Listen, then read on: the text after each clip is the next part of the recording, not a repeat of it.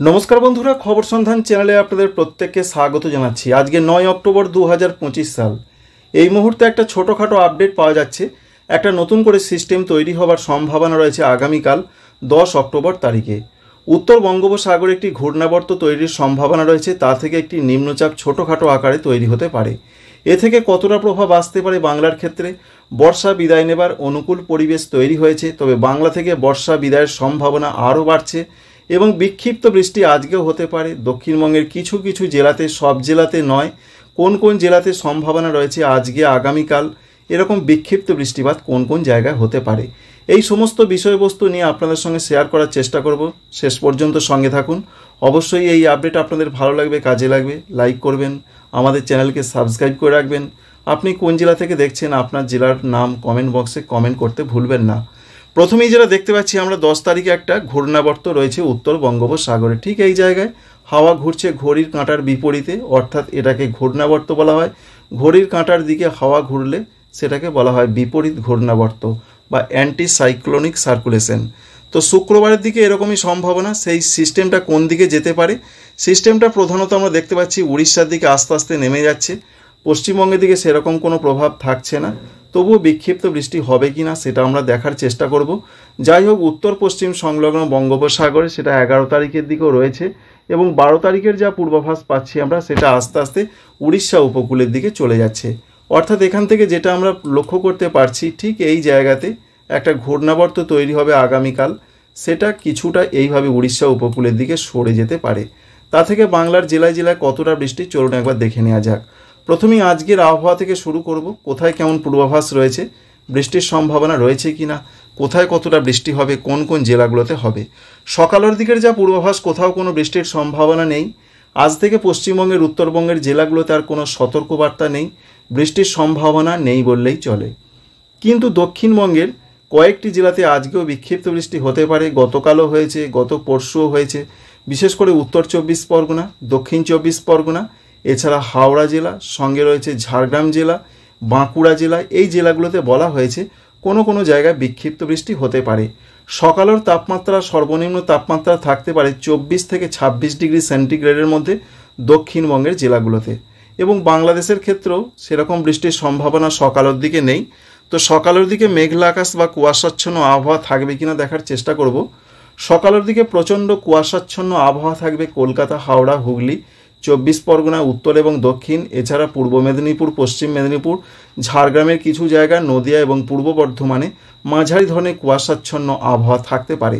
আজকে সকালের দিকে এরকম একটা সম্ভাবনা দক্ষিণ বাংলাদেশে থাকতে পারে, ত্রিপুরার দিকে থাকতে পারে, মিজোরামের দিকে থাকতে পারে এবং বাংলাদেশের সিলেটের দিকে সেরকম একটা পূর্বাভাস রয়েছে। সকালের পর বৃষ্টির সম্ভাবনা কতটা? সকালের পর যা পূর্বাভাস আমরা পাচ্ছি, বিক্ষিপ্ত বৃষ্টির চান্স রয়েছে। যে জেলাগুলোতে বললাম সেই দিকেই হতে পারে। তবে পুরুলিয়া, বীরভূম, মুর্শিদাবাদ, পূর্ব বর্ধমান, এছাড়া পার্শ্ববর্তী কিছু কিছু জায়গাতে সেরকম কোনো বৃষ্টির কথা বলা হয়নি। যদিও হয় খুবই হালকা হতে পারে। বজ্রগর্ভ মেঘ যদি দানা বাঁধে স্থানীয়ভাবে তাহলেই বৃষ্টি হতে পারে, নচেত বৃষ্টির কোনো সম্ভাবনা নেই। ঝাড়খণ্ডের দিকে বৃষ্টির সেরকম কোনো সম্ভাবনা বা পূর্বাভাস নেই। উত্তরবঙ্গের জেলাগুলোতে বৃষ্টির কোনো খবর নেই আজকে যেটা দেখতে পাচ্ছি আমরা। অন্যদিকে বাংলাদেশের ক্ষেত্রে খুলনা, বরিশাল, চট্টগ্রাম, ঢাকা, কুমিল্লা, সিলেট এদিকে বিক্ষিপ্ত বজ্রবিদ্যুৎ সহযোগে বৃষ্টি হতে পারে।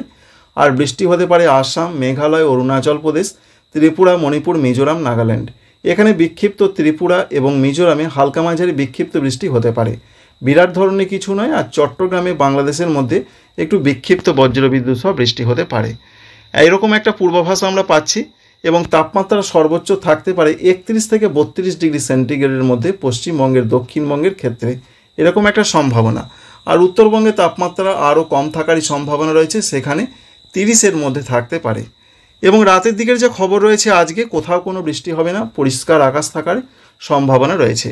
এবার 10 তারিখে শুক্রবার একটা ঘূর্ণাবর্ত তৈরি হবে। দেখতেই পাচ্ছেন ঘূর্ণাবর্ত।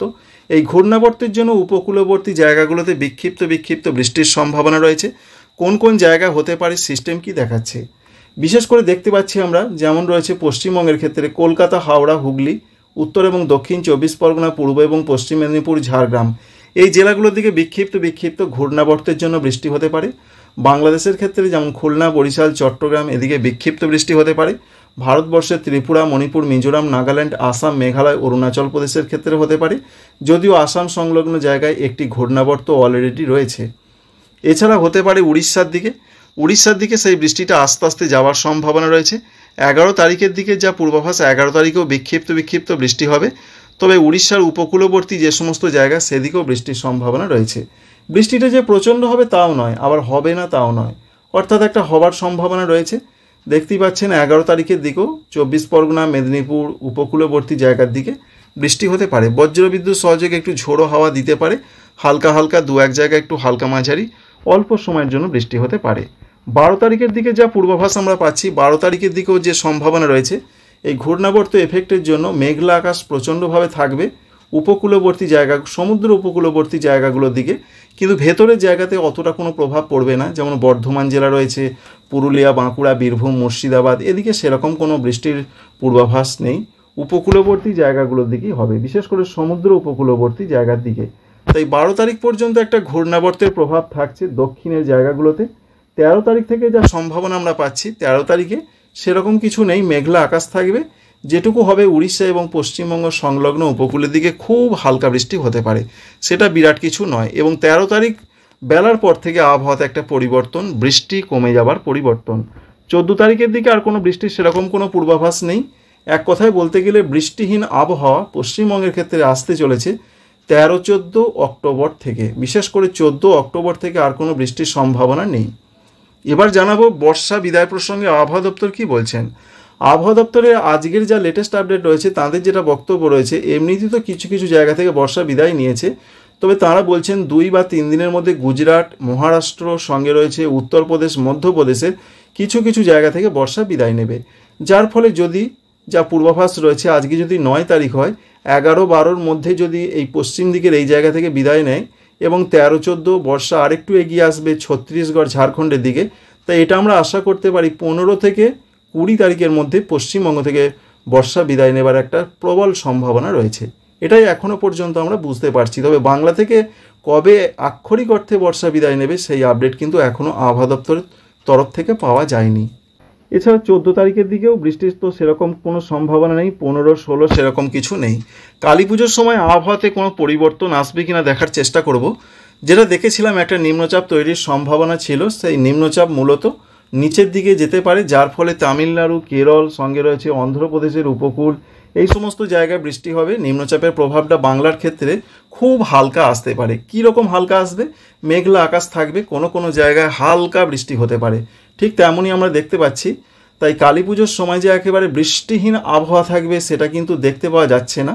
গতকালও কিছুটা দেখা গিয়েছিল, তবে নিম্নচাপের একটা হালকা প্রভাব কিন্তু আসবে। দেখতেই পাচ্ছেন এই যে জায়গাগুলো সারা দক্ষিণবঙ্গ জুড়ে কোনো জায়গায় খুব হালকা বৃষ্টি হতে পারে, মেঘলা আকাশ থাকবে, এরকমই একটা সম্ভাবনা তৈরি হতে পারে। কারণ নিম্নচাপ, যদিও নিম্নচাপটা অনেক নিচে দিয়ে যাচ্ছে, তবুও একটা হালকা প্রভাব থাকতে পারে। তবে বড় ধরনের দুর্যোগের কোনো সম্ভাবনা কিন্তু নেই। এই যে মেঘলা প্রচণ্ড মেঘলা আকাশ, সঙ্গে খুব হালকা দক্ষিণবঙ্গের জেলাগুলোতে বৃষ্টি 20 থেকে 22 তারিখের মধ্যে। এছাড়া যেটা দেখতে পাচ্ছি আমরা অন্যান্য বাংলাদেশের জায়গাগুলোতে সেরকম কিছু নেই, খুব হালকা বৃষ্টি হতে পারে, মিজোরামে হতে পারে, ভারতবর্ষের ত্রিপুরাতে হতে পারে, এরকমই একটা সম্ভাবনা প্রধানত আমরা পেলাম। তো বন্ধুরা বুঝতেই পারলেন কোথায় কেমন পূর্বাভাস। আপাতত বড় দুর্যোগ নেই। 15 তারিখের আশেপাশে বাংলা থেকে বর্ষা বিদায় নিতে পারে। আগামী 2-3 দিনের মধ্যে মহারাষ্ট্র, গুজরাট, মধ্যপ্রদেশ, উত্তরপ্রদেশের কিছু জায়গা থেকে বর্ষা বিদায় নিতে পারে, সেইভাবে এগিয়ে আসবে। আর একটা 10 তারিখে ঘূর্ণাবর্ত তৈরি হবে, তা থেকে বাংলার জেলায় উপকূলবর্তী জেলাগুলোতে বৃষ্টির পূর্বাভাস। আজকেও বৃষ্টি হতে পারে দক্ষিণবঙ্গে, তবে উত্তরবঙ্গে বৃষ্টির সম্ভাবনাটা একদমই কমে গেছে। Thank you friends, thank you for watching.